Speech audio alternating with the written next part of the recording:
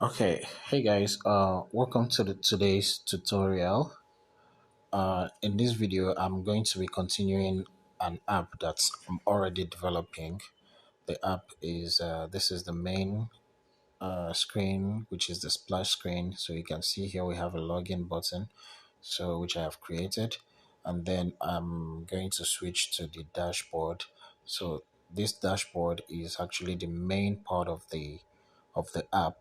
So you can see I've added a bunch of contents here, and some of these contents already have a function. Like if you click on this in the events tab, I have given it a function, which you can see it performs some function here. I already created an intent component, which will set screen and take me to the Uconnect activity, which is going to be the next screen that I'll be working on. But that's not the focus for today. Today, I want you to focus on developing the layout of a new screen. So we already have these other screens built. So here is going to be a continuation, and that will guide us. So we want to set up a new screen. So first things first, I want this screen to, what I have in mind for this screen is that I want it to be scrollable, or no, I want it to be scrollable to some extent, although not really fully scrollable. But if there is any need for it, for the content it contains to need to be, for the user need to be scrolling, like going up, scrolling up, or scrolling down, I want that function to be on this screen. So, but also, I want it to have a button somewhere here, and I want to put an image somewhere around here. So, but first of all, let me just show you how it's done.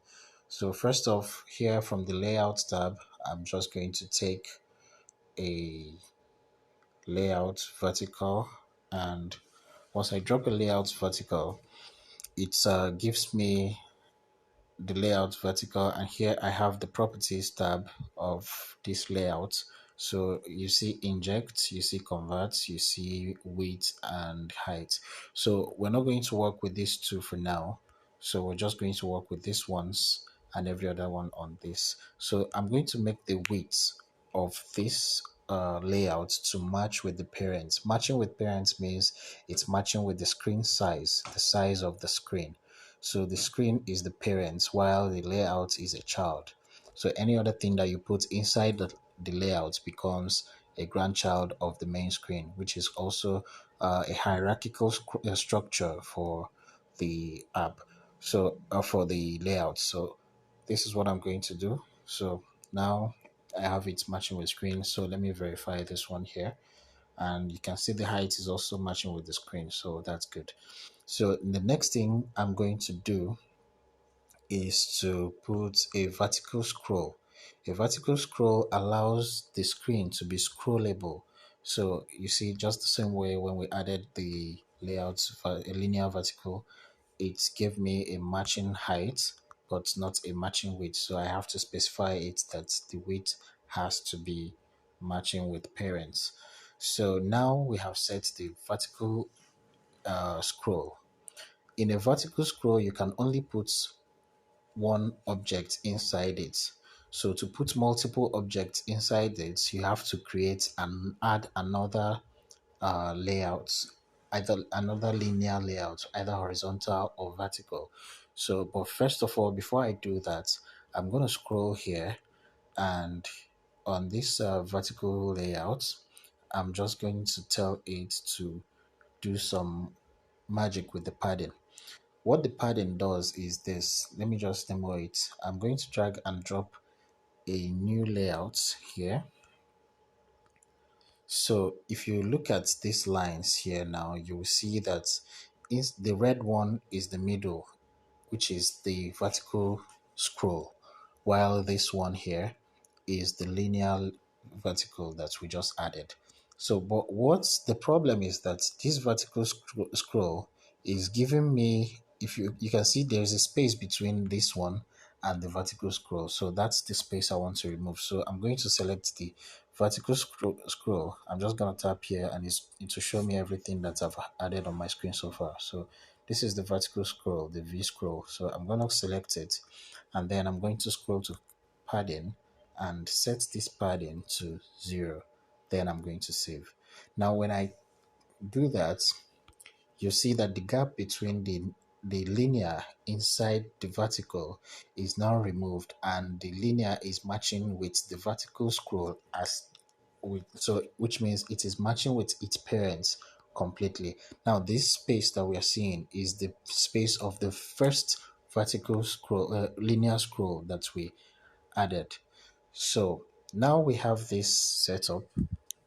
Another thing I want to do is to go to the linear scroll and give this a background. The reason why I'm giving the linear scroll a background is because I want it to be the background of the parent of the page, so of the whole page. So irrespective of what you're doing, and here I have added some images to this project.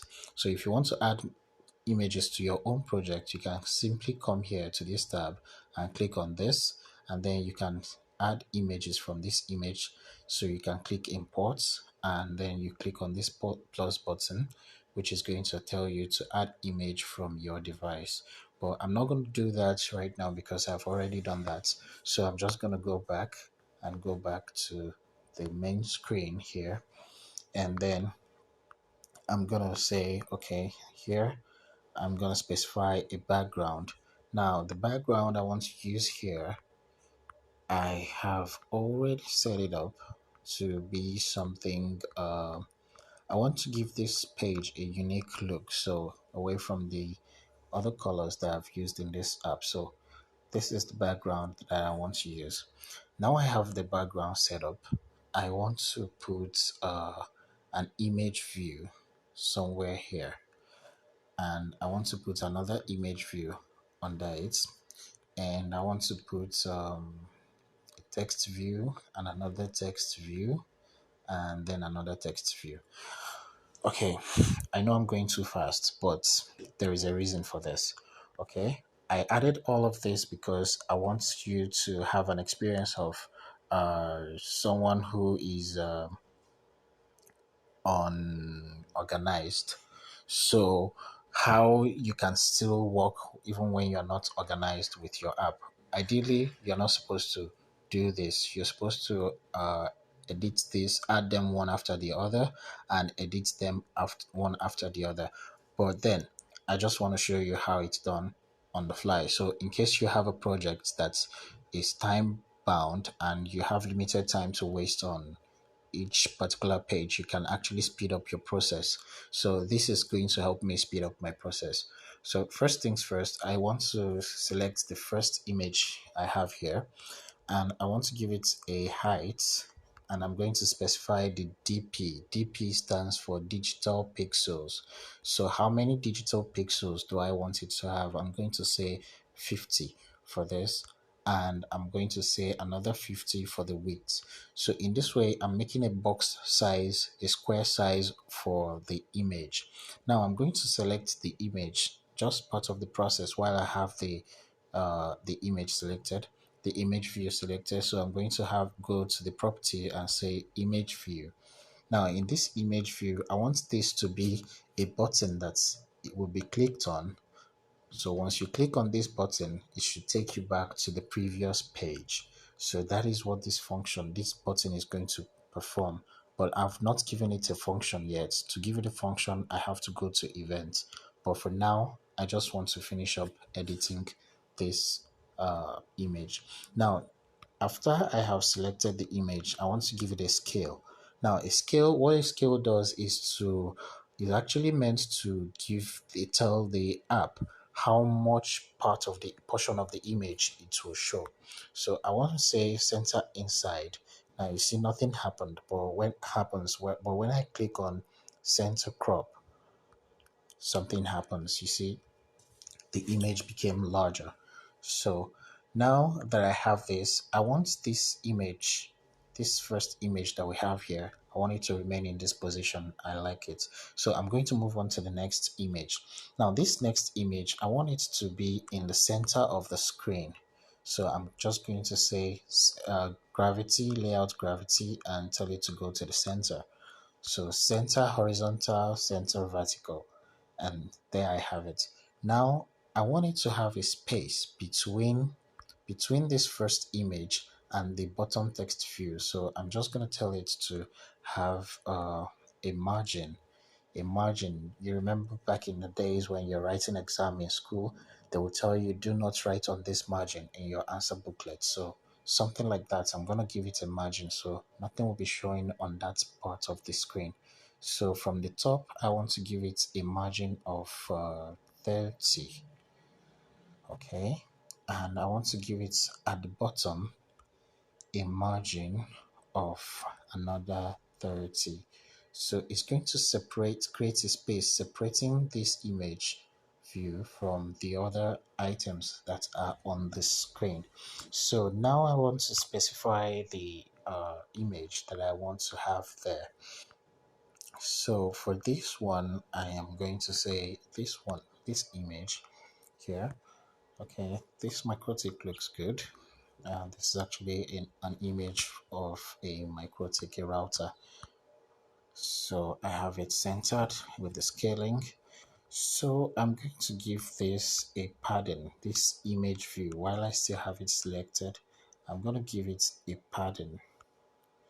Mind you, I did not specify the height or the the width of this image view, and that is due to the fact that I already know the size of the image. But in case where you don't know the size of the image, it is always advised to specify the size. So I can say 200 and as the height, and I can say another 200 for the width. So there I have it. But then I want to specify something else. That would be the padding for this image view. So I'm going to say 10, for instance. So now you see there's a frame around it. You can see the framing around it. So I want to give that framing a background color. But instead of a background color like that I have here, I want to give it a background resources. Background resources means that you can add an image to be the background of another image. So the background resources I'm going to give here, I'm going to call this GS10, for instance. Let me see if that works. No, that's not the one I'm looking for. So I'm going to use something else. Okay, so I like this one. It looks good. So I'm gonna keep it that way. Now, moving on to the next item on the screen, I want to edit this one. So first things first, I want to put in the text I want to have there. Remember, this page is actually for Uconnect.